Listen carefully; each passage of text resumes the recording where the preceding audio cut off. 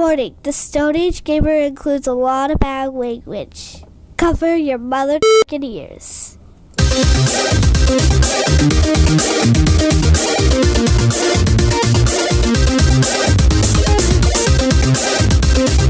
Good evening and welcome to episode 187 of the Stone Age Gamer podcast for the week of February 2nd, 2018. I am Kris Randazzo, and joining me tonight is author of no books, Dan Ryan. I've written a few. They're self-published. You wouldn't understand them. Of course not. They're very deep. And joining us, special guest tonight, author of several books, special guest Brett Weiss. Hey guys, how's it going? It's pretty good. Did I pronounce your last name right? You did, absolutely. Awesome. What's interesting is these days most people pronounce it right, Weiss, which is the correct pronouncement. But back in the day, or pronunciation, I should say. Back in the day, in the 80s, I got called Weiss constantly. I don't know what's changed, if there's just more Weisses in the country now or what. But yeah, you got it right. People have gotten Weisser. That's why I came on for the I mean, there was a very famous baseball player in the 80s named Walt Weiss. Walt Weiss. Yeah. And then there was Janet Weiss from the Rocky Horror Picture Show. Yeah. You would think that they would put two and two together and get my name right. You would think so. You would think. Yeah. Way to go, America. Letting Brett down. Well, at least they do it now. So. Brett is here to kick off Creators Month here at the Stone Age Gamer Podcast. Before we go any further and explain to you what that is, here's your weekly reminder that you can email us at mail@geekade.com. Just include the words Stone Age Gamer in the subject line. You can let us know what you think of our show, what topics you would like us to discuss in the future, or just say hello, because we always want to hear from you, the listener. So, as I mentioned mere seconds ago, Dan and I decided to make February Creators Month here at the Stone Age Gamer Podcast. All month long, we'll be interviewing some of our favorite video game adjacent creators. That's not necessarily people who make games, but people who make things about games. And this week, we are joined by author Brett Weiss. He's got several books behind him and at least one book ahead of him that actually features words written by Dan and myself. So, Brett, welcome to the show. The best words. I'm honored to be here. Thanks, guys. Why don't you tell us all a little bit about your work and yourself? Well, I'm a fossil. I turned 50 last year, so I date back all the way to almost the very beginning of video games, pretty much. So I started gaming in 75, 76, hitting up the arcades when, electrochemical machines were still in most of the arcades. Those old driving games that had the big wheel and the panel that would move back and forth and a beam of light to show your car. I used to love those things. They had one of this campground that I went to when I was a kid, and they had all these other awesome arcade games, which I loved. That's the first place I saw Punch Out, fun because Gauntlet. they're so physical. Yeah, they're super cool. Never seen one since. Baseball games where you turn the handle and there's a bat that's and you hit the ball up into little holes in the outfield, that kind of stuff. But there was also Pong and in 75, I remember when like Midway's Gunfight and games like that started showing up. And then when Breakout hit, and I was a pinball fanatic, my brother and I were both just absolutely, into pinball. But then in 76, when Breakout hit my local arcade, that's when I started to realize I might like video games even more than pinball. And so my brother and I at this point, we'd become basically pinball wizards, pinball sharks, and we would play games and figure out which games we could master, and we would pop a bunch of games, like there was Dolly Parton, Firepower, and Hot Hand that we would just absolutely master, and we would pop a bunch of games on those, and sell our extra games for quarters to go play video games. So, grew up in the arcades, and yeah, it was a lot of fun, my brother and I didn't have a lot of money. I mean, we had a nice house, food, cars, and all that good stuff, but we didn't have, my parents were pretty tight with the purse strings, so we had to earn allowance and, just scrape by on whatever we could get. And so we learned early on that, to search at the arcade, search the coin slots for tokens and to, somebody would be playing pinball, and if you could tell they were just kind of a noob or if they were a parent or something, they would just walk away when the game was over. Well, we'd stand around and wait to see if that game would pop, because they would just walk off. We'd had a 10% chance of the game matching, and we'd get a free game of pinball that way. So we'd hang around the arcade for 4 or 5 hours, and only bring 50 cents with us, and play all day. So a lot of arcades, a lot of console gaming. A lot of my friends had my two best friends in 1976 each had a Fairchild Channel F, which was pretty mind-blowing at the time. Yeah. And my next door neighbor and then a friend down the street, they just happened to be my best friends, and they just happened to each have a Fairchild Channel F. So when they got those, I was, mine was blown. And as everybody knows, those came out, a year before the 2600. And I don't think I've ever known anybody outside of myself and Leonard Herman that actually have a Fairchild Channel F. And you knew two people with one. Nowadays you can find hardcore collectors, completists with them and stuff. But back in the day, you were definitely more likely, in 76, you might have friends with like a Pong clone or Pong, or maybe the original Magnavox Odyssey. But to find someone with a Fairchild Channel F was pretty unusual. But then in 77, all my friends started getting Ataris, and then up through 79 and 80 in televisions and Odyssey 2s. And I was very jealous, but I would, go over to their houses and play the heck out of them. I would have been, I turned 10 in 77, so I was primed for some Atari 2600. It was just way, 2600 was $250 when it came out originally in stores, and that was just, way more than my parents were going to be willing to spend, even during Christmas. So I was a nuisance at a lot of people's homes that had Atari 2600 going over there to play and stuff. So, I grew up especially you said in 77, $250 in 1977 is very different amount than it is today. Absolutely. That is maybe a staggering difference. Yeah, like $700 or $800 or something insane like that. And just it's pretty crazy. Yeah, you think video games are expensive now. They were way more expensive back then. Atari 2600 cartridges, $30 to $45 a piece. That's 1977, $1978. It's just crazy. I remember seeing Asteroids for sale at the store for like $46.99 at, Service Merchandise or Best or Kmart, stores like that, and just nuts. I love Asteroids.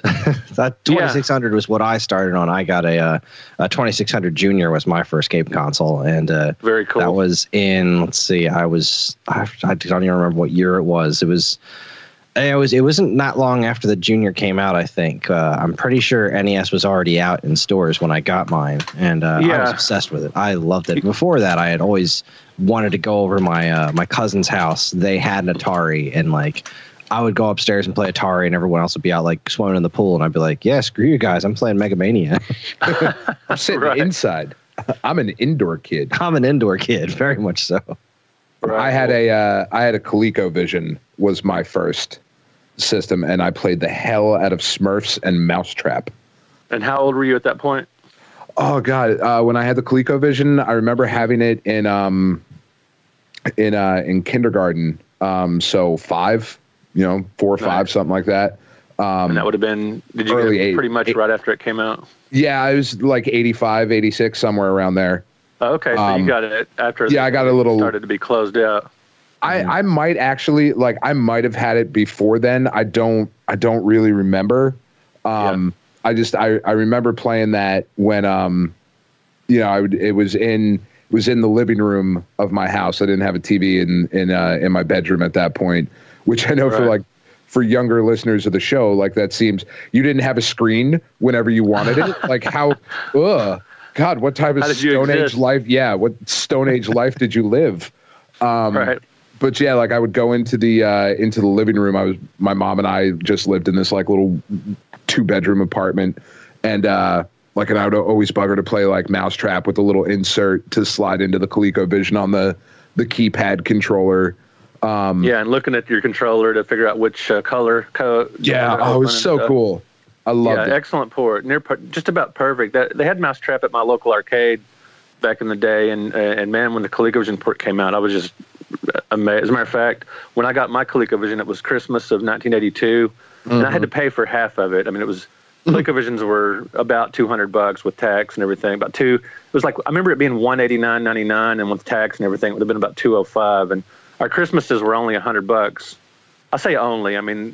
Kids starving in Africa and all, but right. But first world problems. But yeah, exactly. But a ColecoVision wasn't going to happen for Christmas because it was too expensive. But I mowed lawns that summer. I was 15 and kicked in $100 plus $30 for Mousetrap. So when I got my ColecoVision, it was right after it had come out. It came out, I remember seeing the commercials in the summer of '82 and knowing I just had to get one because of the Donkey Kong screenshots just looking so perfect. And so for Christmas, I got the ColecoVision with the Donkey Kong pack in, and then the Mousetrap added to it. And man, I was just amazed by, as great as Donkey Kong is, Mousetrap is even better as far as arcade port. I mean, it's just about perfect.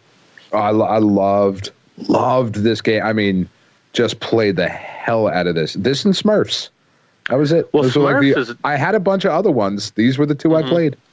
Well, Smurf Rescuing Gargamel's Castle. I mean, that was one of the real early platformers. That and Pitfall and a few others. Paved the way for Super Mario Brothers and everything. And you hear Smurf and you're like, whatever. But it was amazing at the time. Cartoon like graphics and this gameplay mechanic you just didn't have that much. Walking to the right and jumping over stuff was really mind-blowing, in 1982. Oh, and I remember it looked so amazing. Like, and I go back and look at it now, like I've shown it to my kids, like through an emulator, and they're like, what the fuck is this? And we don't let them curse that often, but that time I felt like it was warranted. Huh? I mean, all things considered, it animates pretty darn well too. Like the Smurf game. I didn't have a lot of, still to this day, I don't have a ton of experience with ColecoVision. I have one in a bunch of games, but I was such an Atari kid that nothing, anytime anybody mentioned ColecoVision or Intellivision to me, I wasn't really like, all right, whatever, I have an Atari and this is the best thing ever because this is the one that I have.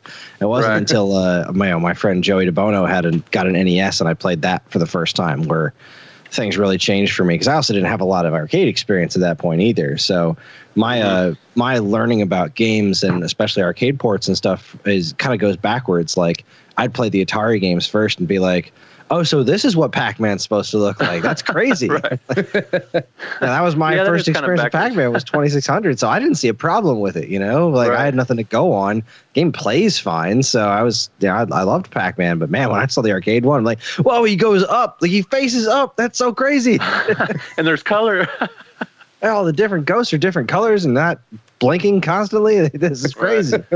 Well, the thing about Pac-Man, as bad of a port it is, it's very playable, and I still break it out every once in a while. Just it's still a challenging to score a few thousand points. It's still fun to me. I love the sounds in that game too. Like, there's the weird little gang, gang, gang, gang, gang. It's so crazy, and I always remember getting the one big square dot in the middle with the yellow thing. Looked like a delicious candy of some kind, and. It's supposed to be a fruit or whatever.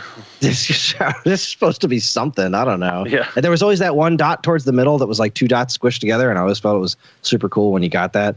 That was neat because all the dots were bars in that for some reason. Loved the box art on that one too. Yeah, great box art, and as vilified as that game is, back then kids loved it regardless of what it. I talked to tons of gamers from the time and at the time, that just played it for hours and hours and hours. Yeah, I'm one of them. I loved that game. Of course, I also I got a lot of playtime out of E.T. too, which is the other one that gets like all the crap on it in the world. But it's like, there's worse games on the Atari than E.T. Like that game's got problems. It's frustrating as hell with the falling into pits. But my sister and I would usually we'd put it on the difficulty where there were no dudes chasing after you. So it was like ludicrously easy, but it was still just kind of fun to wander around and make E.T. Did you read the manual? Did you read the manual before you Absolutely. played? Okay, because people who back in the day who actually took the time to read the manual and figure out what you're supposed to do, tended to like it or at least tolerate it, as opposed to if you just tried to pick up and play, it's pretty much no go. Yeah, it's pretty obtuse. It's kind of hard to figure out what you're supposed to do. But I loved manuals. I always read the manuals back in the day because they were so interesting. Like they were just neat to kind of see. I talked about this on our show before. One of the reasons I love the Atari so much is looking at the instructions, reading the instructions, and looking at the artwork on the cover of the box, and then using my imagination to kind of fill in the gaps between that artwork and the rudimentary graphics in the Atari. Is like. There's so much imagination involved in that, and I don't mean that disparagingly. Like, you're absolutely right. Limitations are what they are, but when I played Adventure, I'm imagining the dragons looking like the dragon on the cover of the box, and I got Tim Lapatino's Art of Atari poster book. I got like 5 of those framed up on my wall right now because I love that artwork so much. Yeah, I was going to say that he really, with the original Art of Atari book, he really captured the essence of what's so great about Atari art and how it transfers to the actual games themselves and your imagination and everything, like you say. And then I haven't picked up the poster book yet, but yeah, it's great. If you can spare the cash and you have the wall space, get 2 of them because they're double-sided. So you always have to choose like, do I want this one or this one? Fortunately, I had that Sophie's choice with each page turn. That's very stressful. You really did. I wound up going with, I put 5 of them up. I've got, sorry, if I sound weird, I'm looking behind me. It's Star Raiders, Video Pinball, Missile Command, Millipede, and Asteroids were the 5 that I went with. Good choices. I love the Video Pinball cover. Is like one of my favorites ever. Oh, and I also he has poster size of that one Atari ad that has the wizard and the basketball player and the chess on the bottom. Oh, I have that one framed above the computer too because that was awesome. Very cool. I remember the Atari basketball box having like white guys all over it. And I was like, okay, what's going on? with big curly hair and mustaches. Yeah. Right. Yeah. Porn stash. Good old porn stashes of the 80s. Right. Gotta love them. 70s too. Yes, 70s and 80s. Yeah, sorry. I was born in 81, so I always that whole era, as much as I'm fascinated by it, and we had very little money when we were kids, so I got into more modern stuff later. So as much as I love that stuff, it associates more 80s to me than 70s because I wasn't there. Right, sure. Because I wasn't there. I did not exist. Well, I was lucky with my Atari 2600. I got the ColecoVision in '82. Well, not long after that, a kid at school. I mean, now it's cool to have several systems and to be retro and all that. But and back then, suddenly when the ColecoVision and Atari 5200 came out, you were suddenly uncool if you still played in Television or Atari or Odyssey 2. And so this kid at school had gotten a ColecoVision. That was a huge craze at our school, the ColecoVision. Everybody got one, it seemed like. And this one kid, as soon as he got his, he didn't want to touch his Atari 2600 ever again. And so I bought it from him for $10 with 10 games, all the hookups and everything. And this was like in '83, so it was a great deal. Yeah, but he just didn't want it. So that started my path of buying pretty much every system that ever existed in eternity, forever. And so, that was got the beginning of the end, as it were.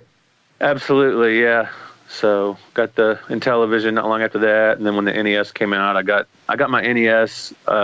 I've always thought it was '86, but I was looking at some old photos not long ago, and it was actually the Christmas of '87 is when I got my NES. Those memories get a little fuzzy going back that far. Yeah, absolutely. But I was 20 at that point, so I was supposed to be fairly jaded and everything. But when I started playing Super Mario Brothers, it just knocked me out because, not just the graphics and the secrets and surprises and the cartoon, look of the game and all that, but just the control, just the freedom of movement that your character had, and the precision of the controller, and just the way he moved, and that was.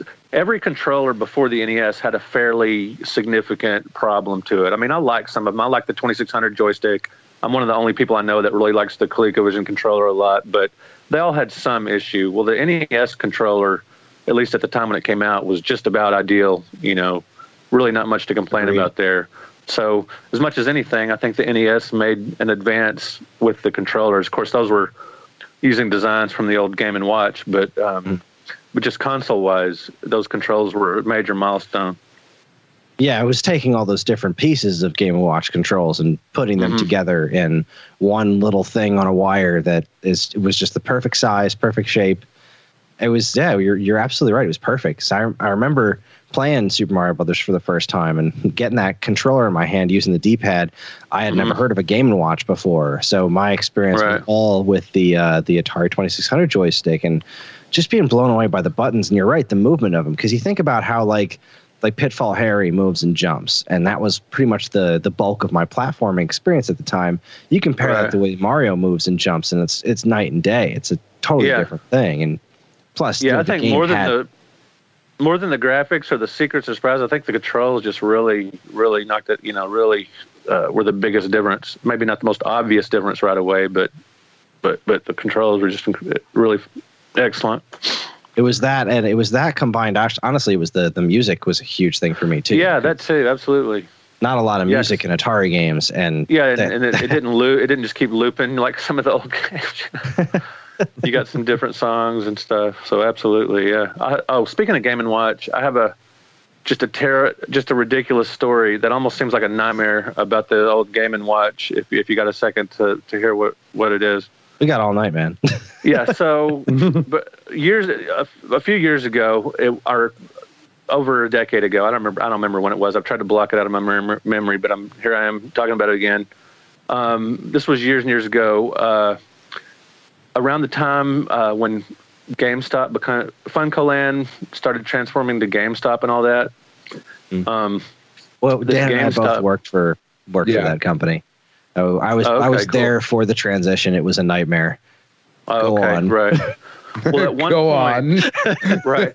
one point, GameStop got in stacks and stacks of these little boxed, rectangular, handheld-looking thingies. Well, at the time, I mean, I've always been a console guy. I've always been an arcade guy, and I had the old Mattel electronic handhelds and all that. I wasn't familiar with the Game & Watches at the time, and when I saw them, they had stacks of them at this GameStop that they were blowing out for $1.99 each. And this sounds made up. This sounds crazy, but I guess it was a warehouse find or something. And there were just stacks of them. And I thought, well, these look interesting. I just assumed there was some kind of little novelty repro or not even a repro, but just some little gadget, like you see all the time at Spencer's, keychains, little blister packs, all these little things. I didn't even hardly pay them any attention. So I grabbed a few just because they were cool looking, and I thought, okay, well, I'll get a couple of these of each. There was a gambling one, a Donkey Kong Jr. and a Donkey Kong. And so I grabbed 2 of each, brought them home, and I thought, this was when eBay was new, and I thought, and I wasn't really used to looking up completed auctions or anything like that. I just threw 1 of each on eBay. I thought, well, this will go more than $1.99, and I kept a couple for myself. Or 1 of each for myself. And well, after a couple of days, I checked my auctions, like, holy cow, these things are going insane. I don't remember what year this was, maybe early 2000s or something like that, or late 1990s or whatever. But whatever it was early 2000s. It was still early 2000s, Funko when sense. Dreamcast launched. So GameStop buyout was not long after that, I don't think. Okay, yeah, early 2000s then, and when Game & Watches started becoming valuable, and I was. At this point, I can't believe I didn't really recognize these right away because I'm really, follow the history of gaming and all that. Just the Game & Watches weren't on my radar. And really, how often do you see those? I mean, I never saw them in the wild and in the box like that. Yeah, and my friends didn't have them, and they weren't. I collected video game books. They weren't in any of the books I had, and I wasn't. Searching the web for tons of gaming stuff at that point. I mean, I had the books and the games themselves and friends, and would go over, to play all their systems and whatnot. But I just wasn't familiar with the Game & Watches, and so I went home and those I'd put them on eBay, and after a couple of days they just started skyrocketing. I was like, holy cow! So I rushed back to that GameStop.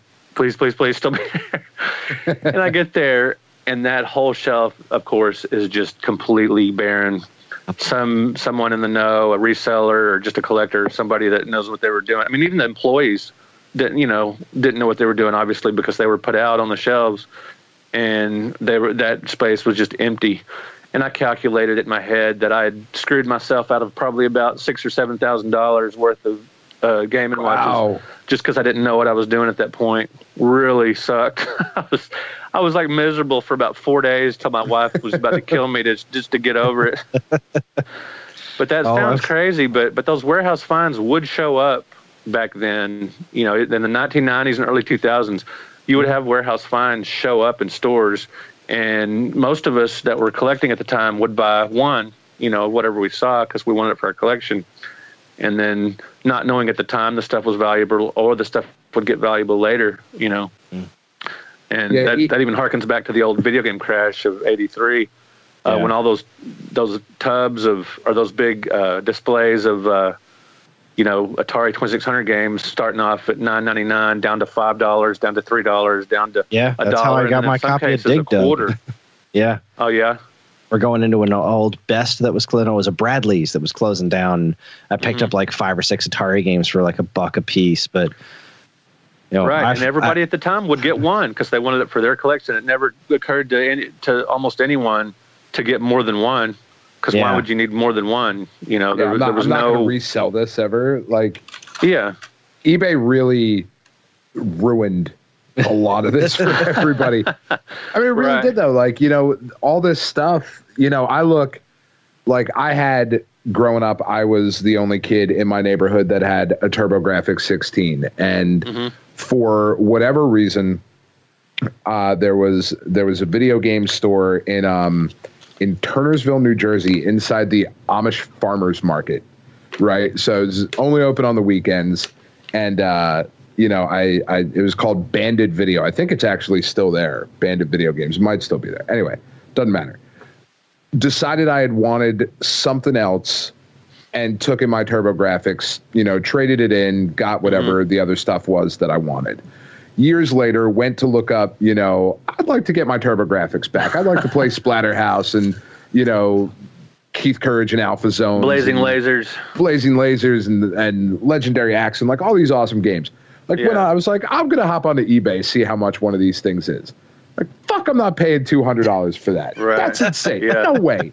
This dude gave me like nuts. $20 for the console and all the games I had. I was like, it's just crazy. Like, it just made this stuff just so exorbitantly priced that collecting has become competitive and difficult. And that's a shame. And it really, 20 years ago with eBay and everything, it really started taking up. But then 10 years ago with Angry Video Game Nerd and all the YouTube reviewers and everything, it even and with the Wii Shop channel making retro gaming more popular and things like that. Retro gaming, it's just gotten more and more popular, driving prices more higher and higher, which is good and bad. Just depending on how you look at it. It's bad if you're trying to amass a bunch of games of the original box and manual and all that, but it's good for overall for the just retro gaming in general, I think. Well, to kind of match up with your story of the Game & Watches, and all of my time, we never really saw those kinds of warehouse finds in our area, at least. Where would that have been? Well, I was working in the Mays Landing Funcoland, which then became the Mays Landing GameStop, and then Mays Landing, New Jersey, so South Jersey. Not a lot of warehouse finds around there, but I did eventually move to New York, and I worked at a Toys R Us in College Point in Queens, which I just found out today is closing. So hooray! I hate that place. Queens is closing. Yeah, the one in Queens is closing. And Queens and Yonkers are closing, right? Yeah, I think so. That sucks. I'm working out at this Toys R Us, and it's when Game Boy Advance is kind of taken off and whatnot, and it really had already taken off for the most part, and we're downsizing our Game Boy Color section, and we had 3 different games in stock for Game Boy Color. We had these 2 different E.T. games. There was one was like a pocket planner or whatever. I remember those, right? And then the third game that we had like 50 copies of for $5 a piece was a game called Shantae. And I didn't buy a single one because I looked at it and said, "Oh, this game looks dumb." That is like a sealed copy of Shantae is like $500-$600 now. Wow, Shantae! And I could have bought those. That one doesn't even ring a bell with me. Shantae. It's like one of Way Forward's first games. It was published by Capcom. They've made a handful of other Shantae games since. They even re-released the original Game Boy Color one on 3DS Virtual Console. But yeah, it's just this ridiculously expensive Game Boy Color game, and I could have bought a stack of them for nothing. And you didn't buy one. Not a single copy of it. Just right. Don't need that. Guy, I've talked about how many times I've passed up Earthbound back when I was working at Funcoland. People trading that thing and like, I'll get it eventually. It's a first-party Nintendo title. Those things never go away. Right. Never. Well, it's funny. There's warehouse finds and there's also just store closeouts. Just getting rid of stuff. I remember Toys R Us having stacks and stacks of boxed 32Xs for $9.99 each at the tail end of its life. Yep, the Pikachu N64s. Had them at $10 a piece at my local Toys R Us. I didn't buy one of them because I was like, those things are so ugly, man. I think that's how I got my copy of Psychonauts. I think I bought Psychonauts for like $5, like just in a Toys R Us bargain bin. And it's nice. It's beautiful, but it's a shame that game. I know, went that direction. God damn it!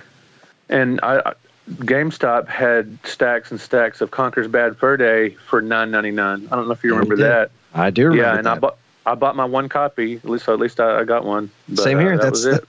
Yeah. That was actually no. I bought mine when it first came out. But I contemplated buying another one, and now I've I don't know where my box and manual for that went. So I just have the cart on that game. It's heartbreaking to me.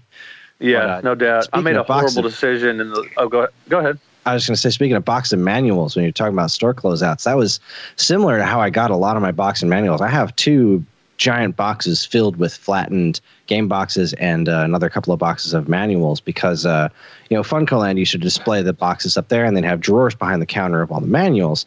And then at a certain point, they'd stop. Like they say, all right, well, we're not dedicating wall space to NES games anymore, or Game Gear games, or Super NES or Game Boy.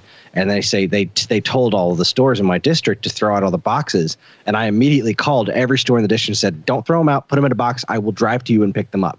Nice. So I have tons of boxes for all these games. Like I have extra boxes for like Mario RPG and the Final Fantasy Game Boy games and whatnot. Like just a bunch of that stuff that I've held on to for years because I good out, and I was very very happy that stuff gets thrown away. That's good that you saved that. Very you get preservationist of the decade right there. Well, I made the horrible decision sometime around 88 or 89 I was still living at home. I was 21 or so, and I was going to school and working and doing all this stuff. But my parents were super chill, and I didn't have any big rush to move out yet. And so I had my room and everything, and I was thinking, these 80 plus boxed with manual ColecoVision games sure are taking up a lot of room.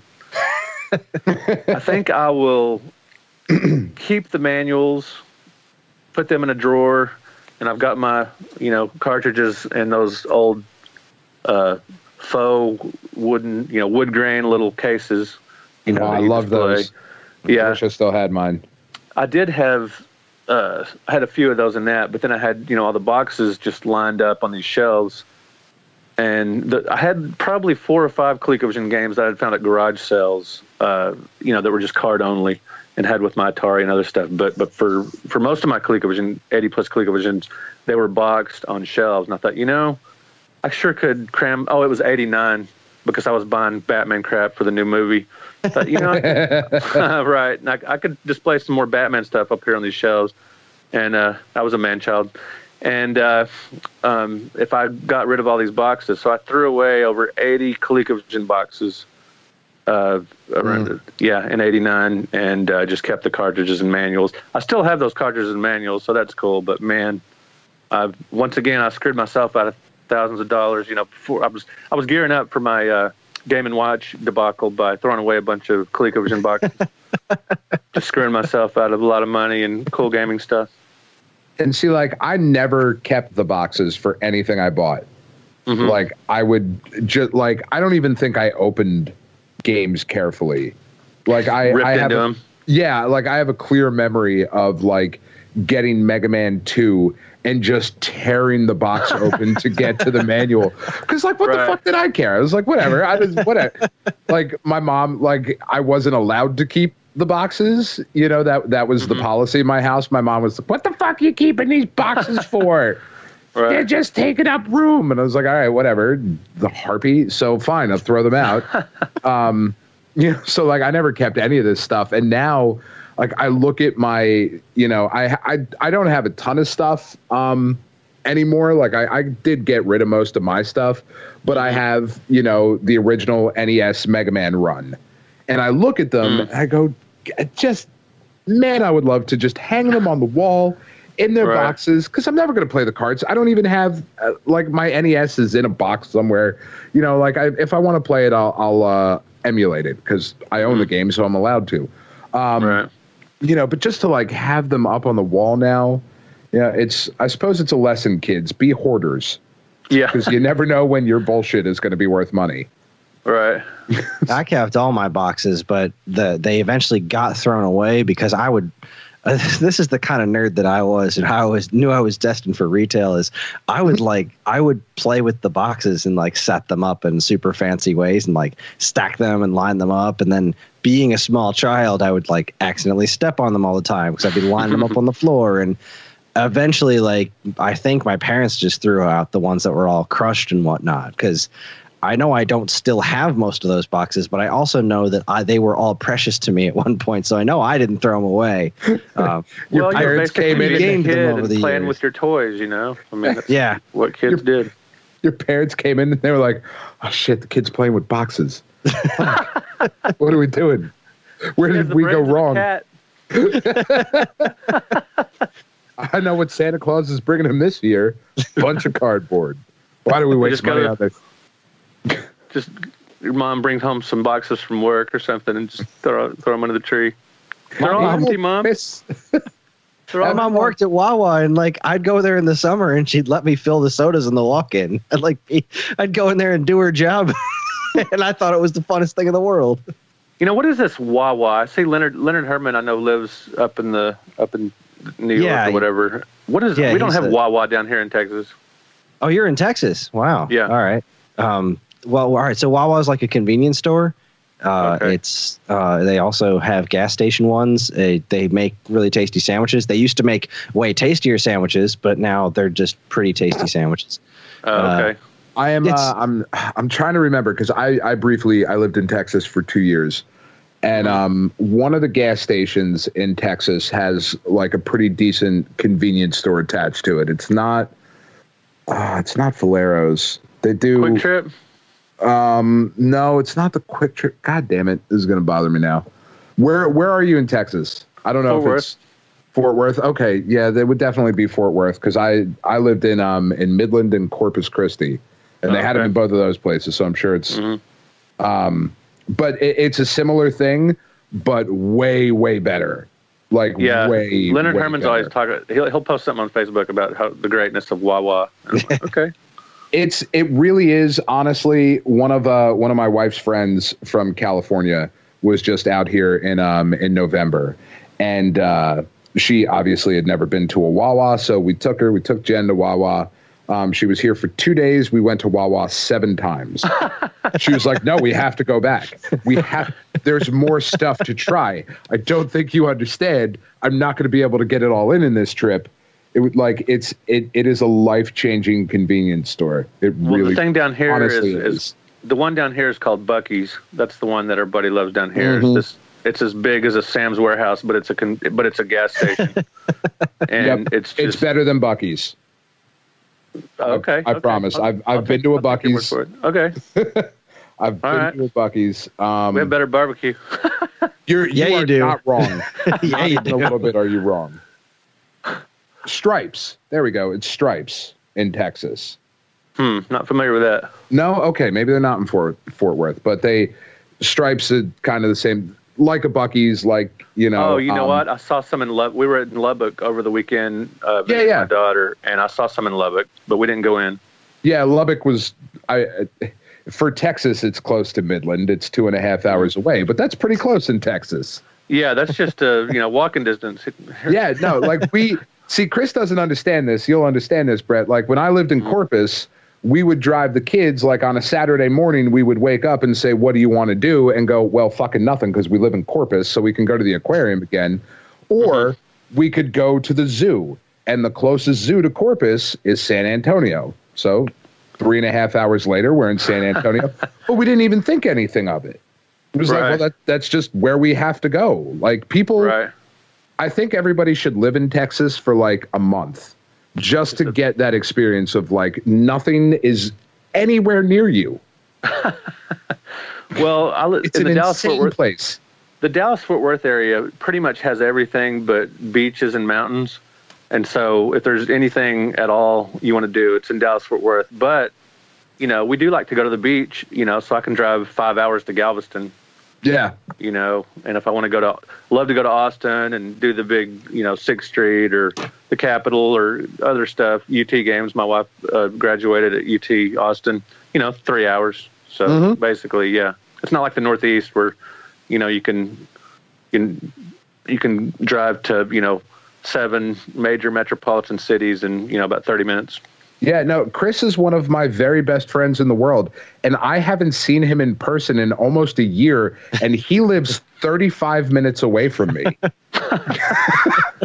That in the Northeast is like, oh, God, do I really? It's not worth it. I don't like him that much. We're not married. We talk. It's good enough. I don't need to see you. Yeah. I've been to Texas exactly 2 times. I was there once in a layover with a friend of mine. We were flying it somewhere. I don't even remember. But that was just so we saw the inside of the airport and was like, well, that was neat. And then I was in a band and we did South by Southwest once, and that was awesome. Oh, that's cool. Yeah. Austin's the music capital. What do they call it? The live music capital of the world or something like that. Yeah, that was a cool place. I loved being there, and we ate at this just ridiculously good Mexican food place.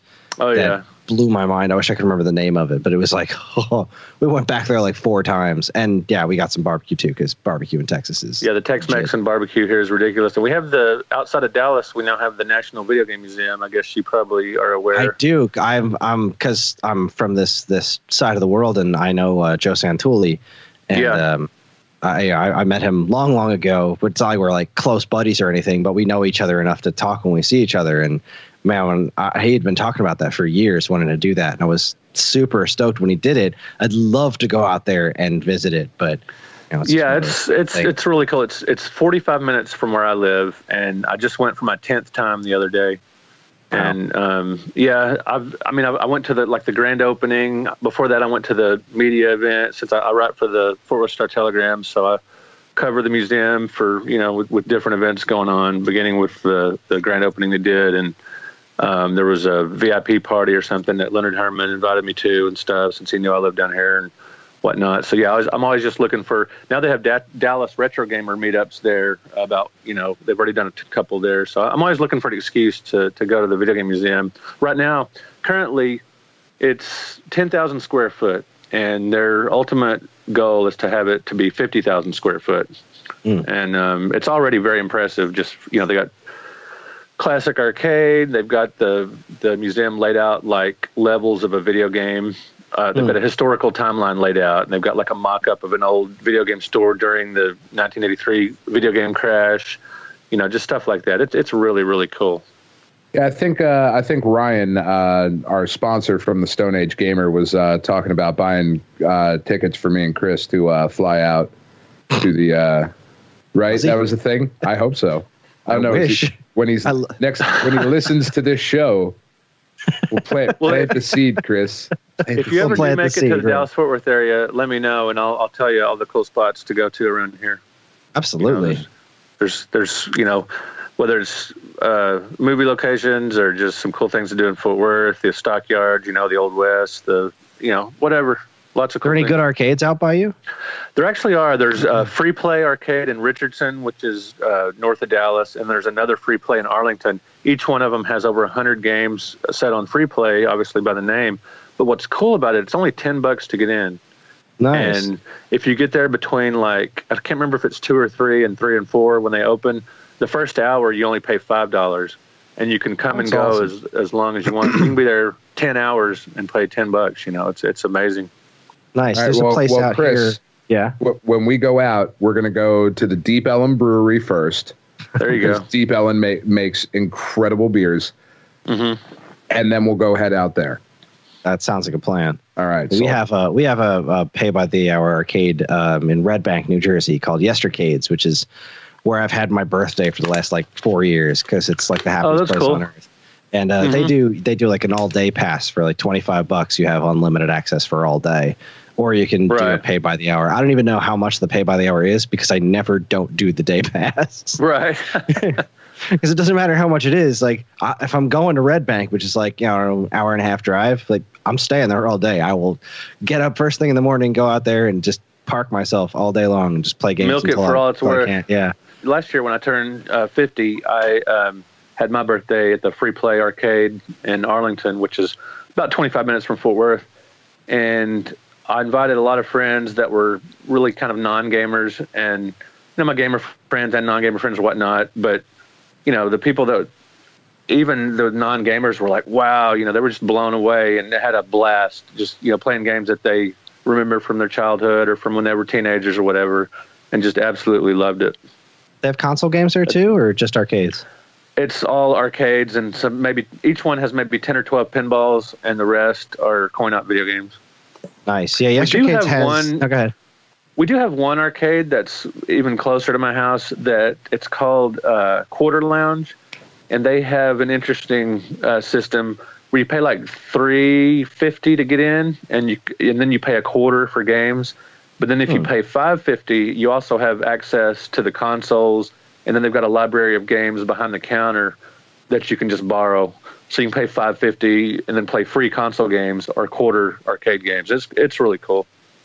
Yeah, Yestercades has, they probably have, I don't know, I think maybe 15, probably closer to 15 pinball games lined up. The one in Red Bank that I go to usually has Twilight Zone, which is my favorite pinball game, which makes me super happy. And they usually have a bunch of them, and they rotate them because they have like a big basement underneath, and they rotate their games all the time. And they got a ton of arcade cabinets. I couldn't even estimate how many they have on the floor, but they also have these two, technically three setups. They have one old tube TV, like the ones that are in the wood framed, look like old furniture from the 70s. They have one of those in a beanbag chair. Yeah, I had one of those too. They have one of those on the floor with a beanbag chair, and that's what they have the Atari hooked up to. So you got an Atari 2600, and I think the option for Intellivision, ColecoVision hooked up to that. But then they have these two TVs on either side, big flat screens, and they've got the modern stuff like your Wii U. Wii U is super modern, but like PS4, Xbox One, all the way back to NES, Super NES. They got Atari Jaguar. They got I think there's 3DOs there, one or two of them, and they're just set up. And you ask for the games behind the counter. Someone will come out, put the game in, and you just sit on these couches and play these games for however long you want, unless there's like a birthday party scheduled or something. I love that place. Like, even though I have a lot of the games at home, like even the emulated on my Raspberry Pi, the arcade games, and I have the console games, probably all of them myself anyway. There's just something about sitting on a couch and playing those games in an arcade environment. That's just so wonderful. Absolutely. It's funny you mentioned the beanbag and the TV like that. I mean, in our living room, we had one of the bigger TVs in the neighborhood. It was like a 25 or 27 inch TV on the floor, the big furniture style TV.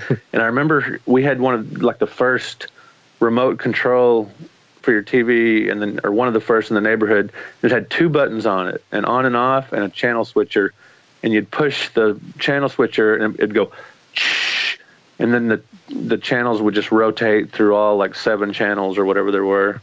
And I had my blue beanbag propped in front of my TV with the ColecoVision hooked up to it. And the TV only weighed 7,000 pounds. Yeah, no doubt. But around that time, we actually got cable TV. And my dad, they were pretty frugal, but he was a big fan of, sitting in the stereotypical, working all day and then coming home, sitting in the recliner. And so he did spring for cable. And some friends of mine at school had told me how you could take apart the cable box and rig it where you would get all the channels. And so, just being a 15, 16, whatever I was when we got cable, 14, whatever it was, kid, I was, had no compunctions about doing that. That sounded amazing. And so, we got Showtime and HBO and Skinamax and all this stuff. So that kind of eye-opening.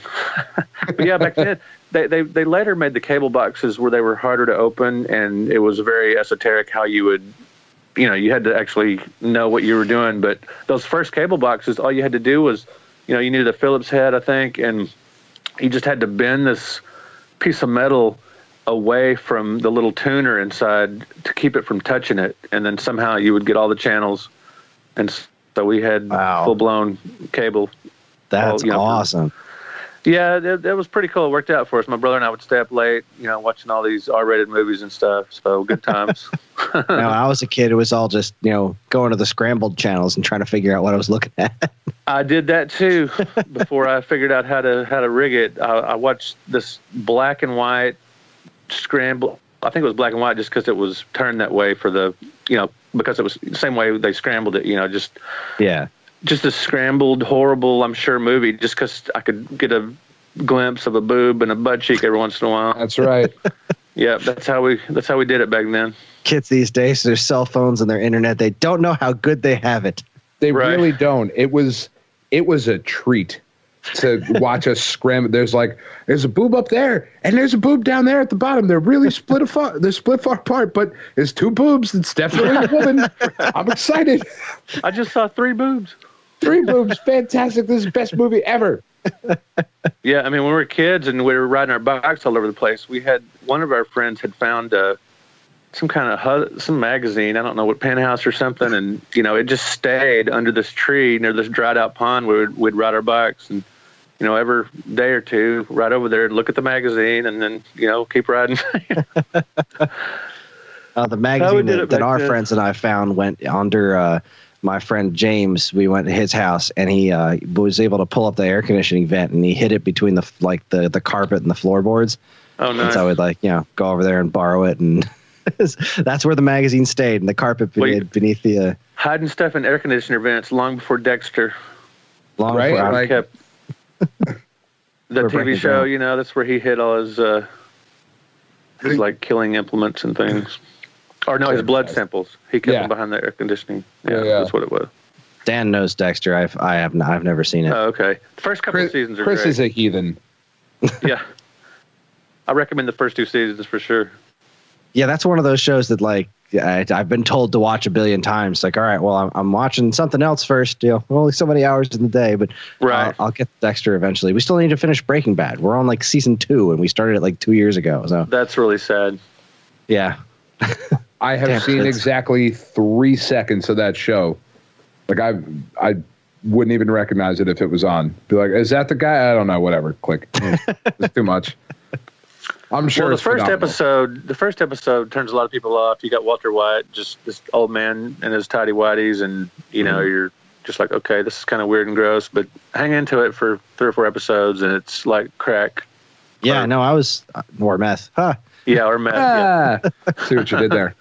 I was in. It wasn't like we stopped watching it because we didn't like it. It was just other things kept happening. And right, sure. Anyway, all right. Well, we should take ourselves a quick break. When we come back, we'll talk more to Brett about the books that he's got and all the things that are going on in his fantastic professional existence. So you're listening to the Stone Age Gamer podcast from Geekade.com. Stick around.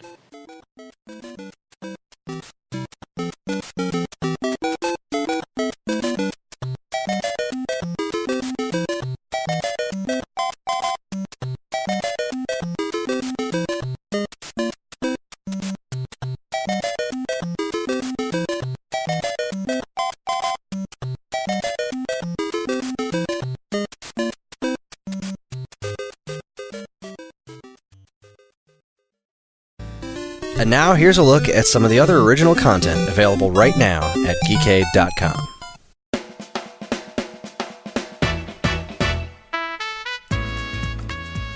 First up, it's a brand new year, so maybe you're looking for a brand new way to get organized. Bullet journaling is all the rage these days, and Karen is a sucker for any excuse to buy new stationery. Learn the ins and outs of this new hobby and find out whether it might just be the thing to keep you on track in A Geek's Guide to Bullet Journaling, located in the Think Tank.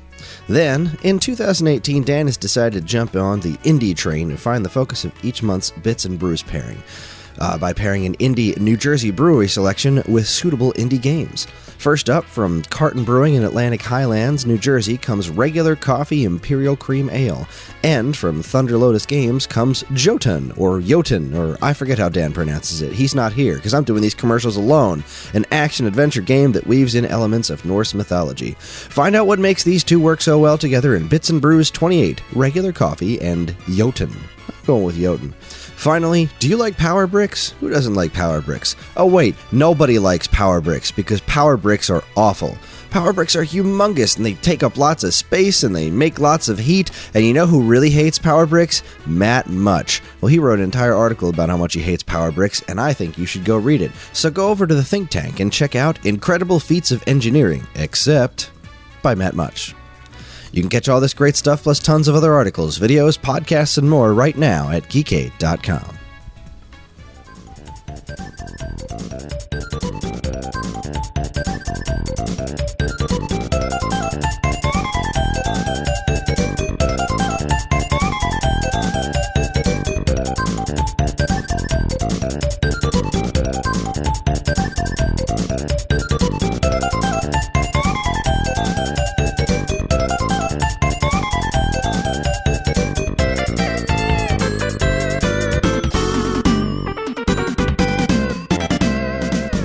We are back, still talking wonderful video games with Mr. Brett Weiss here. And so, Brett, let's talk about your books and whatnot. Let's talk about the actual things that you do, the creating that you create. So, right, I have the best words. So good. I have the best create. The creating you create. Awesome. That's talk good. words to us, Brett. All right. Well, talk words at us. Hi, I'm a professional editor. Well, my full-time job is writing. I write for the Fort Worth Star-Telegram, which is a major metropolitan newspaper, and I write for a weekly newspaper called Antique Week, which does collectibles. I've got a national column in there called the Pop Culture Collective, where I talk about movies, books, video games, records, music, et cetera, et cetera. And I've written for Film Facts, Fangoria, Game Informer, on and on and on. Lots of different magazines, newspapers, etc. I've actually had more than 1,500 articles published in print and online, etc., etc. And I've started writing. I've always been a reader, and I've always been interested in books and things like that, comics, science fiction, horror. The Guinness Book of World Records, I grew up just obsessing over all that good stuff. But I never really took school or writing all that seriously. I sort of goofed off and was into, ColecoVision and girls and all that kind of stuff in school, Atari and whatnot, and just the social scene of it. And I worked full time in high school like an idiot, so I never really took the academic stuff seriously until I was a couple years out of school and went back to college. And then I got married and settled down and all that good stuff. And I started doing something in the early to mid 90s that I've always wanted to do, sit down and actually start writing. So I started working on a Sega Genesis and Super Nintendo book, and it was going to be called Captain Cartridge Rates the Games. I had a little mascot for it and everything, and I was cataloging all these Super Nintendo and Sega Genesis games. It was going to be kind of like, it was just basically sort of an encyclopedia or just a Leonard Maltin's book of games, but for what was current at the time, early 90s, Sega Genesis, Super Nintendo, mid 90s, whatnot. And I could not find a publisher because in the 90s, that was a hard thing to do. Like Leonard Herman had a hard time finding a home for Phoenix for a good while. And he self-published that, didn't he? Yeah, he did. He ended up self-publishing it and his Rolenta Press. And and I should have done that with this Super Nintendo Sega Genesis book I was working on, but I was turned down by several publishers. And anyway, I was also writing fiction at the time. So that book just kind of went away. I didn't finish that, but I was writing fiction at the time too. And I was getting published in some small press magazines, and with the internet getting ubiquitous, I started writing for some online magazines too. That was supposed to be the next big wave of science fiction horror. Before ebooks, there was webzines, and there were webzines, and that was going to be the next big wave of science fiction short stories like you had in the 30s, 40s, and 50s with the old, Weird Tales and all that. And that never quite panned out, but anyway, neither did my fiction writing.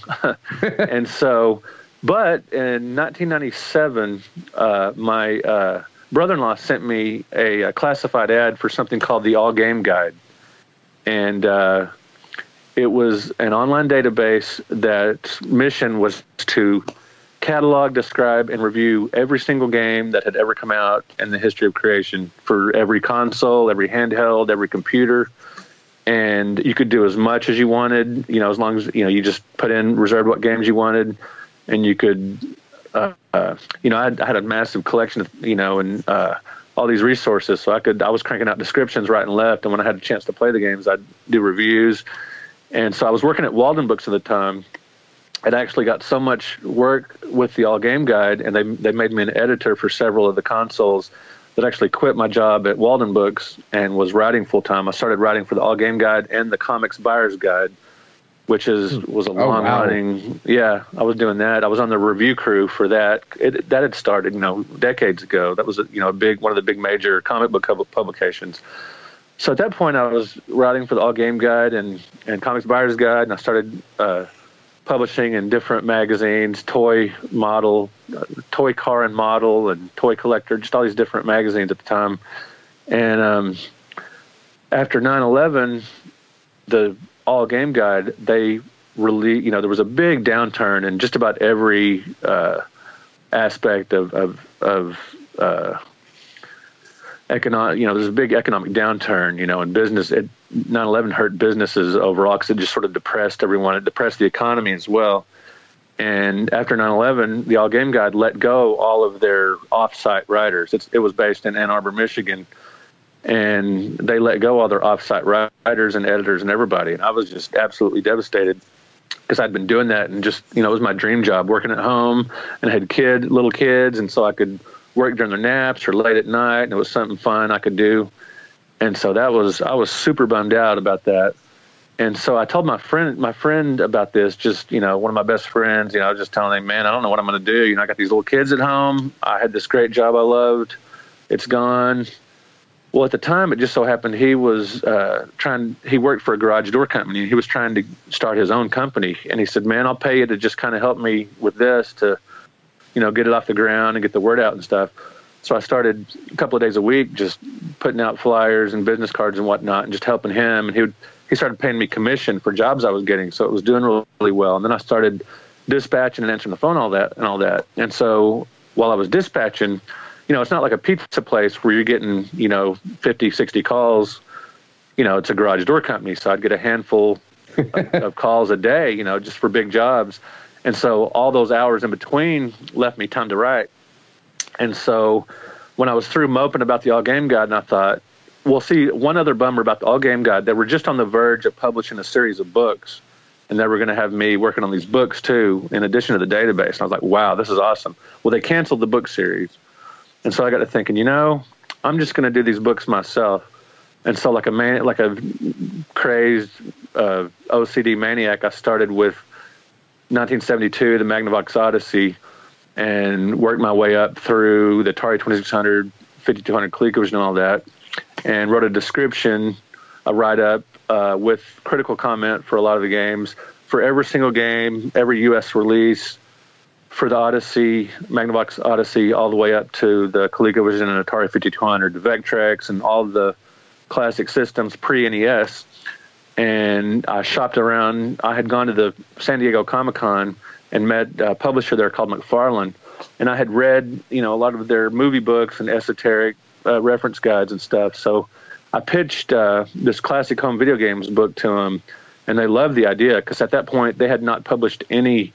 It's a publisher that's been around at least since the 80s, probably the 70s, but they had never published a single book on video games, even though they published film and sports and all these reference books and different things and entertainment. They had never touched a video game book, and they loved this idea. And so then that led to Volume 2 and Volume 3 and just last year, my first classic home video games book was published in 2007. So last year was the 10th anniversary of that, and last year was also the 20th anniversary of the first time I had a short story published.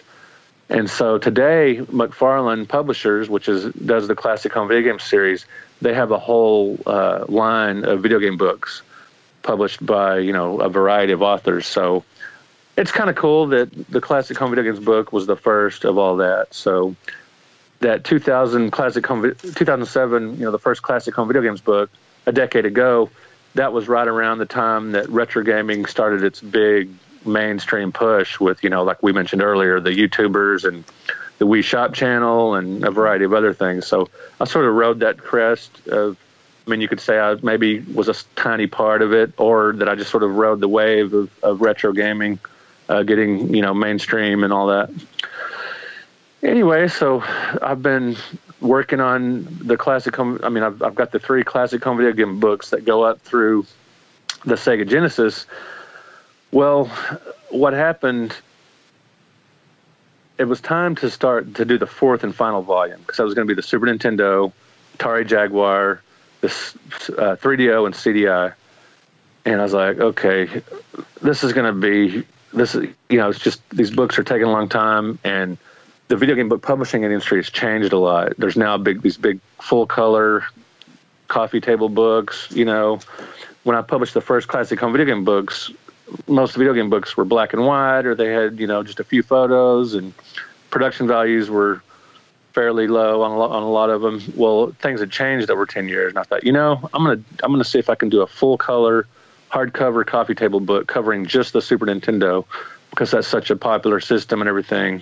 And instead of just having descriptions and whatnot, I was going to get reach out to a lot of people in the industry and get them to contribute stories, get some personality and color to the book, with people writing stories of growing up playing the games and things.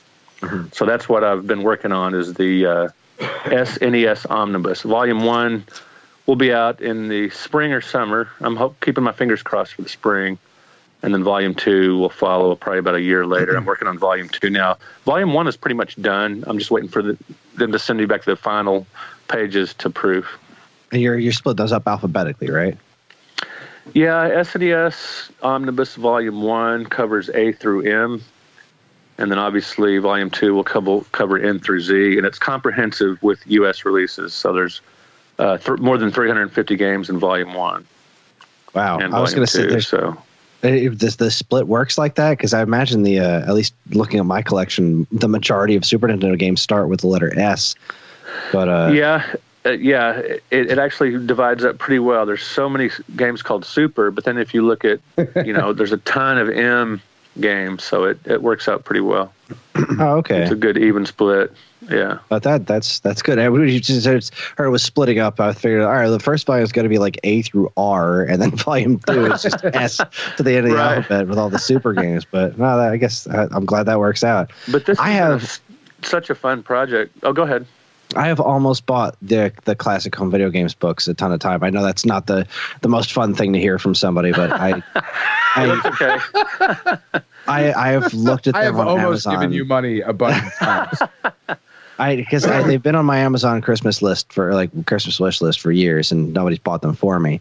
And it was. I've had very few. They've reviewed really well, and I've had few to no, very little buyer's remorse. People are really happy with them. Well, I mean, it goes to kind of what you were saying, is how much this stuff has changed over the years. Like, if I had discovered these earlier, I probably would have bought them, no question. Mm-hmm. But it's looking at the previews and seeing there's no pictures and anything like that, and it's just all Well, there's no pictures. There's some pictures. There are photos, but yeah, they're black and white, and they're the consoles and the boxes and things. And yeah, with the SNES Omnibus, there's going to be over 2,000 full color photos with screenshots and old magazine ads and boxes and cartridges and you name it. It's gonna be full. That's fully awesome. Loaded. Well, with the classic home video game series, I mean, what inspired me to do those in part were Leonard Maltin's old movie reference books. Yeah, and those were just a paragraph or two about each movie, and I thought there had never been anything like this done for video games. I mean, you had the digital press books, and those are great, but a lot of those are just the title, the year. And exactly. Some rarity levels, maybe a sentence or two about them. Yeah. I also have to say, and the thing that drew me to them in the first place is the covers. The covers on these books are just fantastic. Oh, and the classic home video games books? The classic home video games books. I love yeah. all three of them. Who did you do those? Did you have somebody do them? Those were actually designed by the publisher. I had a little input. They would run them by me to see what I thought. Mm-hmm. But yeah, I was the publisher design. Though that's one good thing about having an actual publisher instead of self-publishing. They handle all the design work with the text, with the cover, with the formatting, and all that stuff. So I remember that was something Leonard had problems with. Was his covers. He was very self-deprecating about his original Phoenix. Yeah, just the title. Well, again, those were early. There just weren't many video game books at the time. Yeah. And I remember going to after the first classic home video games book was published. Let's see, I was at the 2007 or 8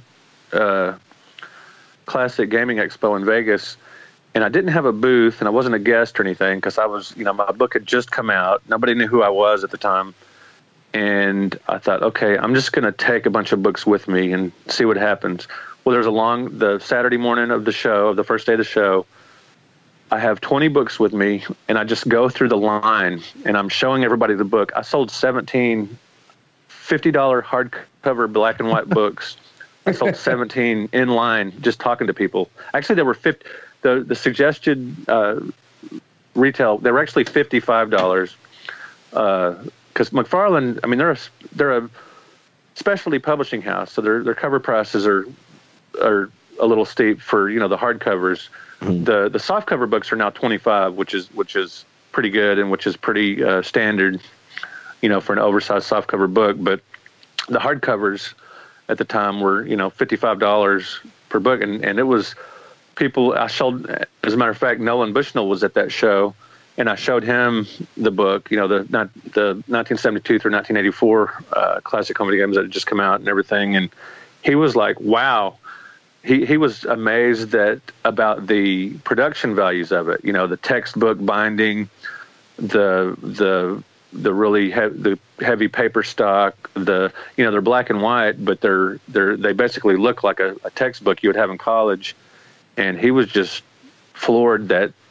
Because I can't believe, think about this. This was 10 years ago before this retro gaming book craze that seems to be going on.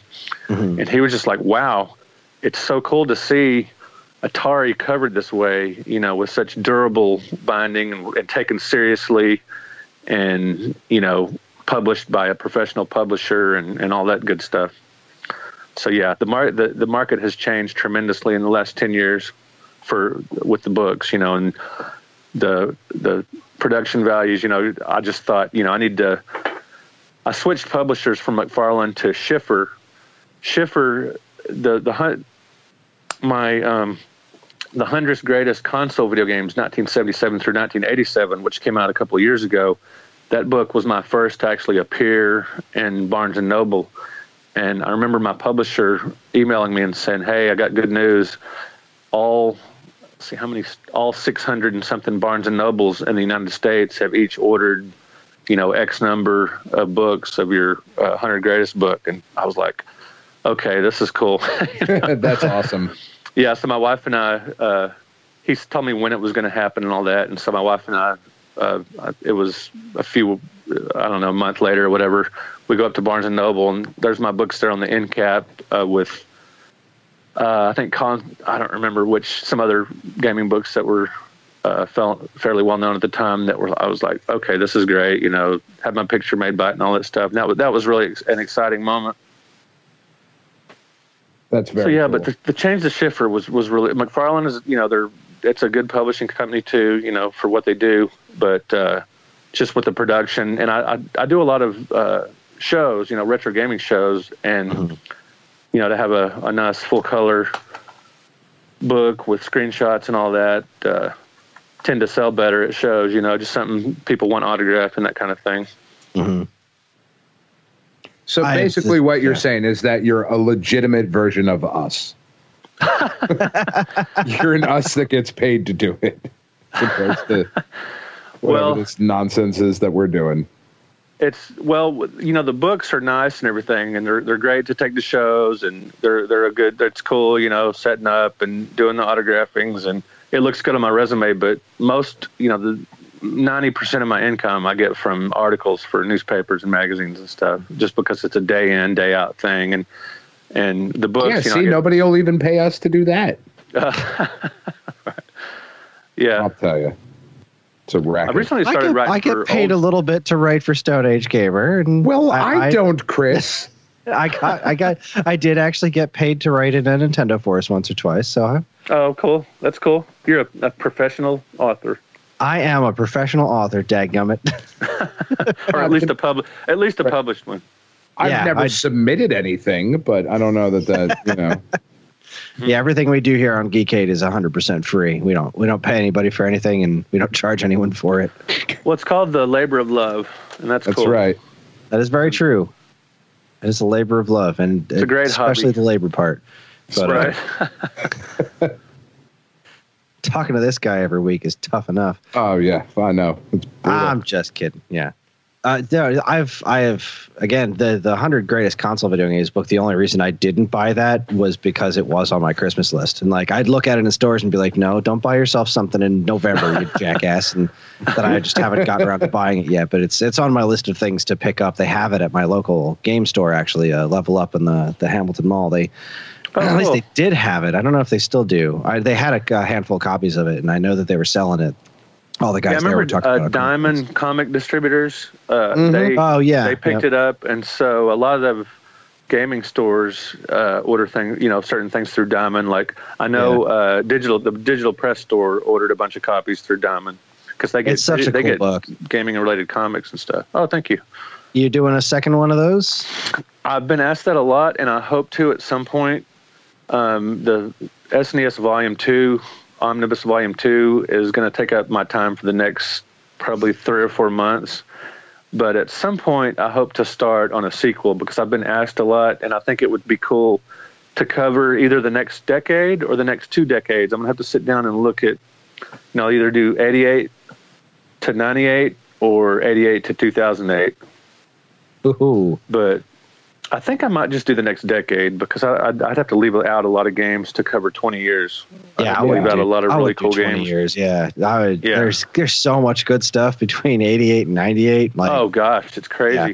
You could easily fill a book of 100 awesome console games from that. Well, some people have asked me, why didn't you just do 100 greatest video games book of all time? That would have sold better or whatever. And I was like, well, I could do that, but I'm really passionate about the old, the Atari and ColecoVision and all that, and the early NES stuff because, I grew up with that, and that's my field of expertise.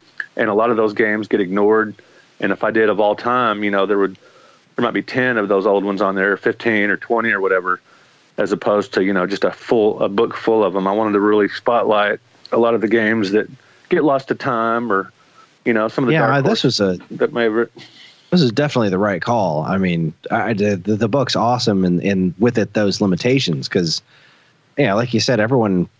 You think about games from 77 to 87, so you got this crazy like run of like a chunk of NES games all compared against ColecoVision games and whatnot, and there's so many ubiquitous titles that are more popular now. Like I talked to other collectors.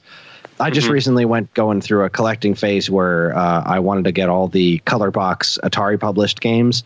And that was one of the reasons, not only because I love those things from when I was a kid looking through the Atari catalog, but because collecting Atari games is reasonable still. Whereas anything with the Nintendo name on it has just skyrocketed with collectors. It's just insanity. And collecting has become so kind of difficult because of how much, I guess, how popular that stuff is. But I feel like a lot of these really just genuinely fun games get so overlooked by younger gamers today because I don't know, I guess because they don't have the Nintendo branding on them or something. But there's genuinely like these games, and a lot of them haven't aged extraordinarily well, but a lot of them still play great. Like I was playing Frogger with my 4-year-old, like the Atari 2600 version of Frogger. He thought it was still fun, hilarious. It's still fun, and that was the main criteria for this book, the 100 Greatest. Each game had to still, at least in my opinion, still hold up today. I mean, I didn't put any titles in there strictly because they were historically important. I mean, I didn't put Utopia for the Intellivision or Superman for the 2600. Those are two examples I use of games that were very ahead of their time. Utopia, the strategy, and Superman, the story, and the different scenarios and multiple screens and all that. Way ahead of its time. And they didn't make it because I just don't think they hold up that well. And so there's very few sports games in the book. I think PBA bowling for the Intellivision made it, and there's a Video Olympics, which is basically Pong. Yeah, but Pong holds up. Pong does hold up. I like really a lot of old NES, like any sports games past NES. I don't really care for. I know everyone loves like NHL '94 and whatnot, but I love like a handful. Like Tecmo Baseball is. Everyone talks about Tecmo Bowl. I freaking love Tecmo Baseball. There's something about the brilliant simplicity of video game sports. You know how like you look at something like video pinball, and it's like you can do things that are just simulating pinball, like Pinball Arcade, but then you also have pinball video games that could never possibly exist in reality because they're doing video type stuff. I liked that kind of the gamey aspect of old sports games because they played like video games with sports rules. They didn't really play like. True, right? They didn't try to, they don't, whether they tried or not, they don't necessarily simulate the sport, but they're definitely video games. I know exactly what you mean. They're very video gamey, and I love that kind of stuff. I love going back to. I mean, even as hideous as football for 2600 is, like, there's still some fun to be had in that weird game that just. You can barely even tell it's football or Pele soccer even. That game I used to have a lot of fun with my sister. Right? The weird. You're liking some games that I don't even like. I'm not calling them all-time classics, but they're just, well, a lot of it has to do that. Some of those have to do. If you grew up playing them, you got a ton of. I mean, I love Double Dribble and Blades of Steel. Oh, Blades of Steel is wonderful. Great. Wonderful. Yeah, game. Absolutely holds up to this day. Yeah, no doubt. There's in the latest version of the show, which is about as modern a sports game as you can possibly get. There is a retro mode, and it is just old school. Hit X, and the pitcher throws the ball, and if you hold down, it's a fastball, and if you hold up, it's like a changeup. And like you can move the batter in the box left and right, and you're not aiming the stick and guessing the pitch and trying to put spin on the ball and all this other shit. Like it's like playing NES baseball. It's like playing, bases loaded and whatever. Nice. It's awesome, except it's got all the modern players. But if you hit a home run, like the old school, like 8-bit lettering comes across the screen and there's cool. Like a chintzy voiceover, it's home run. Like, and that's it. It's fantastic. So, yeah, I really like, there's some complex games I really enjoy, but I'm a big fan of simplicity when it comes to video games. Usually I just want something to pick up and play, So do you have modern consoles? What do you play these days? I do. I was actually fortunate enough, Nintendo actually sent me a Switch and a couple of games, so that was really cool. Because I do, for the Fort Worth Star Telegram, I do quarterly video game guides, like spring, summer, fall, and holiday, and I do other gaming-related articles for them. So I'm pretty good with Nintendo. They send me a lot of stuff. So I've got a 3DS XL, I've got a Switch, I've got a Wii U, I've got an Xbox 360, and I've got the game room upstairs at my house is pretty big, and it's pretty much devoted to gaming and movie watching and stuff. So I've got tables lining the walls with probably about a little over 40 consoles set up ready to play on all the original hardware and cartridges and whatnot. So that's pretty cool. So I have around the walls I have tables set up with CRT TVs and all the hookups and everything with the old systems, and then I've got a couch facing the opposite direction with a modern TV and the DVDs and the 360 and the Wii U and all that kind of stuff.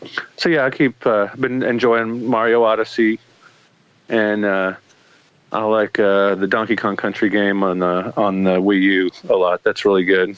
Yeah, I finished that recently, actually. Tropical Freeze, I think it is, right? Yeah, Tropical Freeze. I just finished it. I'm going to buy it again when it comes out on Switch because cool. Nice. I really enjoyed it, and I'd like to be able to just kind of play it on the go, and hopefully the Switch version has shorter load times.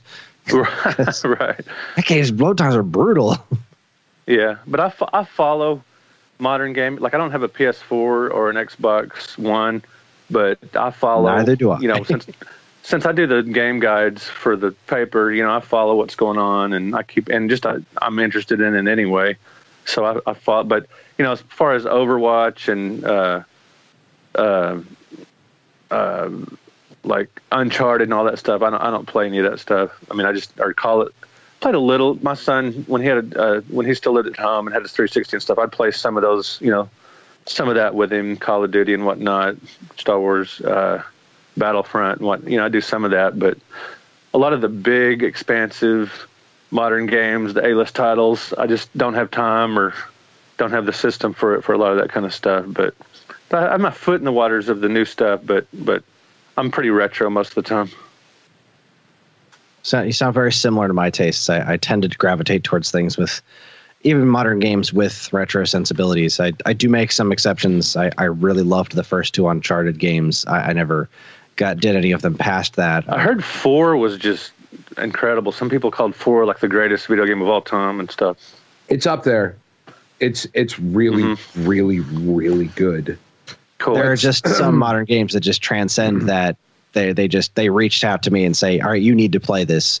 I know it's not a 2D side scroller. Like, I'm looking at the games coming out soon that I'm excited about. And the indie game Celeste is really speaking to me. Like, I can't wait to play that. And I tend to gravitate a lot towards those kinds of games. Like, I play a lot of the new Spelunker that's on the Switch because I loved the original Spelunker, and this new one is great. Cool. Pricey, but it's still, it's still Spelunker to the nth degree. But, well, I blew through Shovel Knight when Shovel Knight came out. Shovel Knight's great. Yeah, my son downloaded it to my what system? I think it was the Wii U. Yeah, he downloaded that for like my birthday or something, and I was just wow, this is amazing. So yeah, I like the modern stuff that has a retro feel to it, and I mean, I'd love to have time to put 100 hours into the new Zelda for the Switch or something. I just don't seem to have the time. I have a lot of other interests too. I do a lot of bicycling, and I ride a lot, obviously, but I have a variety of things I do, and a lot of times it just seems easier to sit down and play a game for an hour or two than invest into these really heavy, story-driven, complex games. It's just easier for me to throw on. Like the other day, I was playing. What was it for the? Anyway, for the Genesis, I love the side scrollers like Gary's and Thunder Force and all that kind of stuff. Big fan of the arcade conversions to the NES, like Popeye and Joust and Donkey Kong 3, that kind of stuff. So I still play that kind of stuff quite a bit. I forget that you just reminded me. I saw Donkey Kong 3 on the greatest list, and I was like, wow. I don't feel like there's a lot of folks out there who have lots of love for Stan the Bugman. So, yeah, that one, Donkey Kong 3 is such a strange. People just can't seem to get over the fact that it's a Donkey Kong game. I think if you just forget about what the characters, just play it as a shooter, it's a really cool, really fun game. I love that game. Yeah, absolutely. It's challenging. It's different with the platforms and the shooting element. It's hard, yeah. Yeah, it gets really challenging after a few screens. It's a ton of fun. It's a great port. I kind of using what you were just saying before about shoot 'em ups and kind of segue back to your Super NES Omnibus. I forget, did I get to write about UN Squadron? And no, that was one of the ones I had mentioned I could write about. That is entirely possible. I don't recall off the top of my head. I don't either. I know I did a bunch of them, but UN Squadron is like my favorite scrolling shooter ever. I adore that game. And it'll never get ported to anything ever because of the licensing issues. But there's so many of those games that are just lost to time. But I've got, speaking of that, there's so many. I mean, in some ways, the contributor list for the SNES Omnibus, looking at Volume 1 here, it's like a who's who.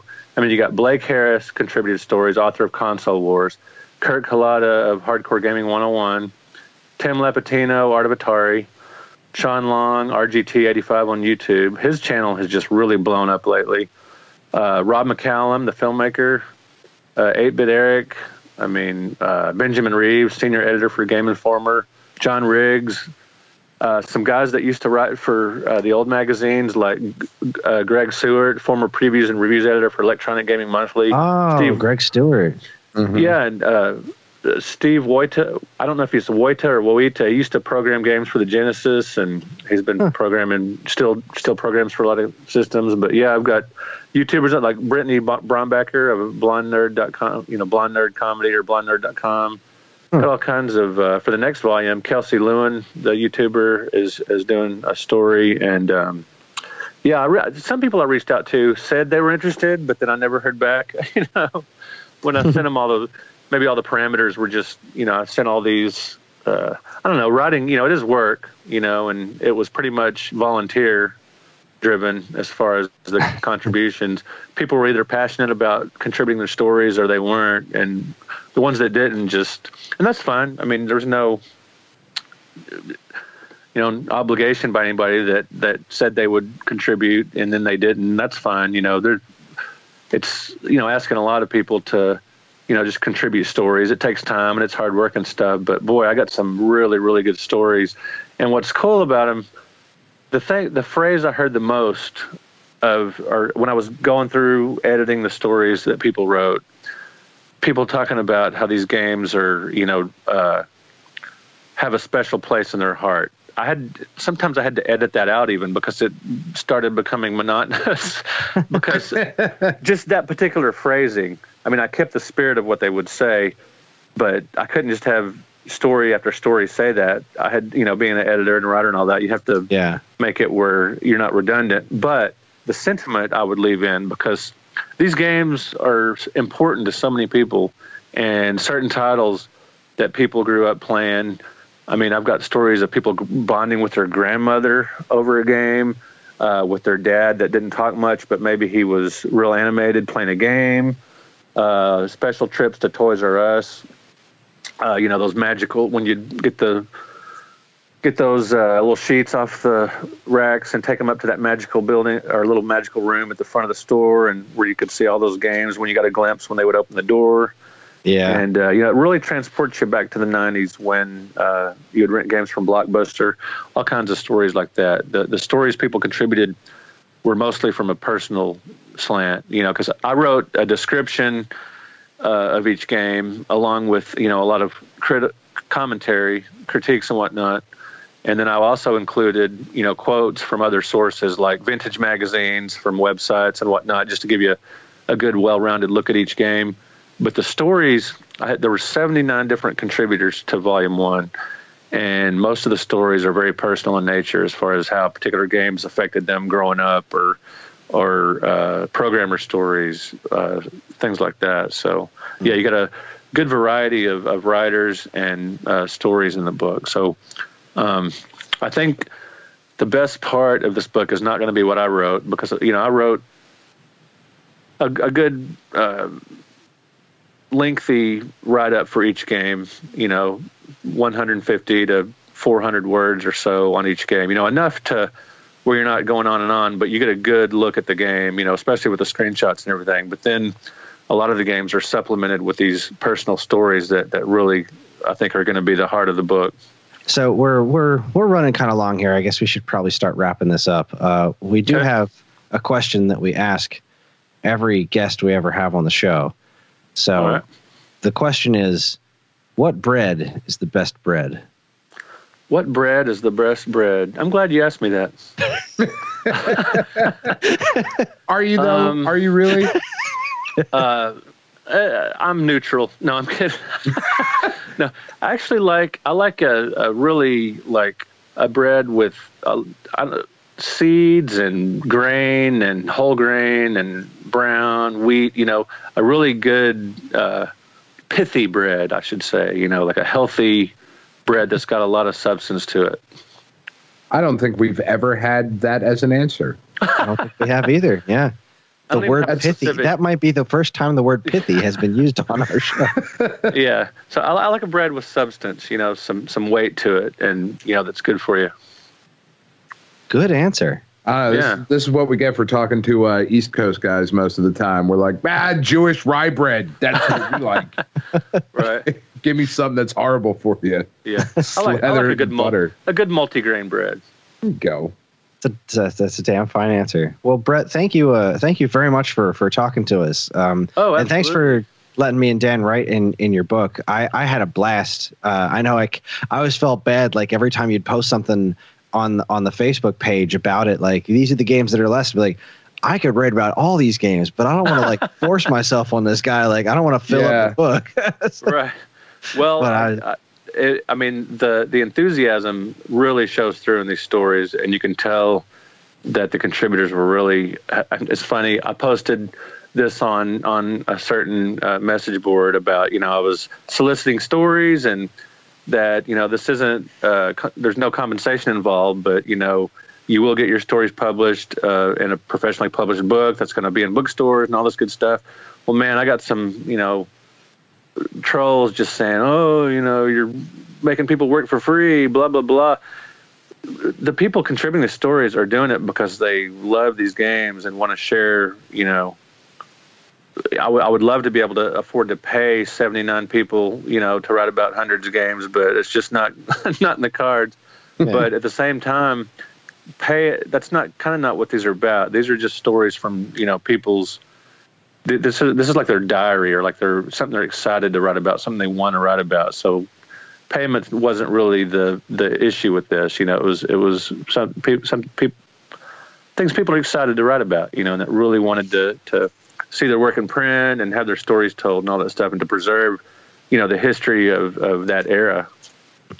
And just to really to be as an aspiring author myself, like it's just super cool to be in that company, like seeing the other people that are like, my words are going to be on the same pages as, like Greg Stewart. I had a ton of respect for him. I loved EGM back in the day, and awesome. It's just really kind of an honor to be on the same pages as all these other really important figures in gaming, current and history. And I mean, there's a Blue Sky Ranger from Intellivision. I'm having a brain fart right now. I can't remember the name, but a guy that program for Intellivision contributed some stories too. So I'm really excited about that. And that's awesome. But actually, so SNES, the full title of the first book, it's the SNES Omnibus, the Super Nintendo and its Games, Volume 1, 8th M. That's actually available for pre-order right now. If you don't mind me plugging it real quick. No, not at all. Away, man. Yeah. Okay, cool. I'll put the link to it in the show notes too.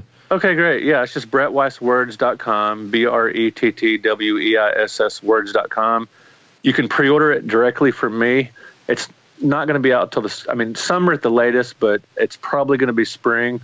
But if you order it ahead of time, you get some bonuses. Like I'll autograph it, and you get your name in Volume 2 as a patron. Excuse me. I'll send you a digital copy of one of my older books, the Retro Pop Culture A to Z book. I'll throw in one of my signed Twin Galaxies trading cards, and 1 out of every 10 people chosen at random who pre-order the book directly from me will get a free download code for a digital copy of a game. So I'll throw your name in a hat, I'll do a random number generator. So 1 out of every 10 person that pre-orders the book. So if you just get on there, BrettWeissWords.com, and pre-order the book, you'll get some bonuses in addition to the book itself when it comes out. Outstanding. Oh, and one more thing real quick. My latest book is actually a book of short stories. It's called The Arcade and Other Strange Tales. It's a collection of short stories that I wrote during the 90s when I was writing all that fiction. But I've updated them, polished them up, and for publication in a softcover physical book. And the lead story, The Arcade, is over 7,000 words. It actually takes place in a vintage arcade, so I think all my video game readers will get a kick out of that. And then it's got science fiction and horror stories too, so you might check that out as well. That all sounds awesome. I'll make sure there's a link to all that business in the show notes. Very cool. I appreciate it. Of course. All right. Well, that's our show. Join us next week as we continue our Creators Month with a return visit, actually, from Square Painter and Tiny Ninja. We'll be talking about their upcoming projects, the state of retro game collecting, and more, so don't miss it. Once again, you can get in touch with us at mail@geekade.com, as well as all flavors of social media that we inhabit. You can like us on Facebook, find us on Instagram at Geekade, subscribe to our YouTube and Twitch channels for all our latest video content, and follow us on Twitter at @the_Geekade. You can also find us individually on Twitter. I'm at Geekade Kris, that's Geekade KRIS, and Dan is at Geekade Dan. Brett, are you on the Twitters? Yeah, it's at Brett Weiss, CHVG. All right. If you're interested in more information about anything we discussed here tonight, be sure to check out our show notes. And while you're at it, you can also subscribe to this and any of our other wonderful podcasts on iTunes or Stitcher. Or if you're super nice, you can leave us a review, because any and all feedback is welcome and appreciated. We'd also like to thank Evan. I think we already tanked. See, this is why we don't get paid for this. Exactly. We'd like to thank our intrepid editor, Evan, for making our show listenable for all you folks. And we'd also like to thank Mark TDK Knight for our show's theme. You can check him out on SoundCloud and Bandcamp, or his website, which we'll also have a link to in the show notes. Again, always remember to keep your eyes on geekade.com for more fresh original content. And that's it, everybody. On behalf of Dan and our guest, Brett, keep playing games.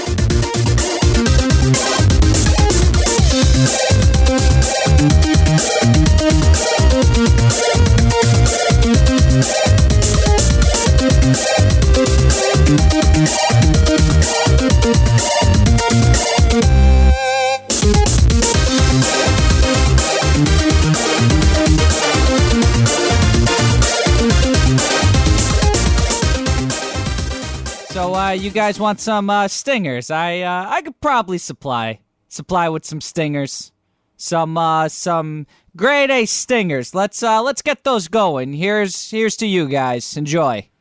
Thanks, Matt. When we're done. Yeah. Okay. Just need to send Matt a message to tell him to stop recording. Okay. Yeah. So show notes. That's kind of important. That's my dog. That's what he's doing while I'm trying to record. It's like, hey, play with me. I'm fucking adorable. Well, to be fair, he is adorable. He really Anytime is. you get on the phone or anything like that, the kids and pets are going to come around and wanting attention. Yeah, they really do. That's why I only record podcasts when the kids are in bed. There you go. And the pets have been put to sleep. Put to sleep. Yikes. How many pets do you go through, Dan? We're very hardcore here. This is episode 187, Dan. Well, 186, Kris. Son of a bitch. There's one day where I missed heaven. The rabbits are still alive, though. But are you recording yet, Dan? Yes. Okay. All right. Shall we clap for Dean? Oh, sure. Count it down. 1, 2, 3. Sure, why not? I think counting down would have been 3, 2, 1, but that's... You tell Brett. See, this is the kind of bullshit I have to put up with on a weekly basis. We did a charity event last year. We do it every year called the Pain in the Ass-a-thon, where we play like super difficult games for 24 hours straight. I've heard of that. Funny. Well, Ferg joined us last year, and Ferg and I played what the hell's that game called? Sneak and Peek for 2,600. That's hilarious. Oh God, it was so brutal. But he showed up. The hide and seek game on the Atari, right? Yeah. I hadn't played it before, and we're playing it, and you walk around and you press a button to hide, and you can like sink into the floor to hide. It's so disturbing. Okay, it was so weird. But he showed up with a bunch of cookies and some challah bread that he made, and it was like, holy crap, this stuff's good. Oh, sounds like somebody you'd want to date or something. Yeah, he really is. Not gonna lie. And like that right my there, wife would you hear be that? cool with that. Dean, that's an outtake right there. You put that in the show. Because I know Ferg listens to this show, so I want him to know this. Dan and I would date you, Ferg. That's right. Hard. Would date you hard.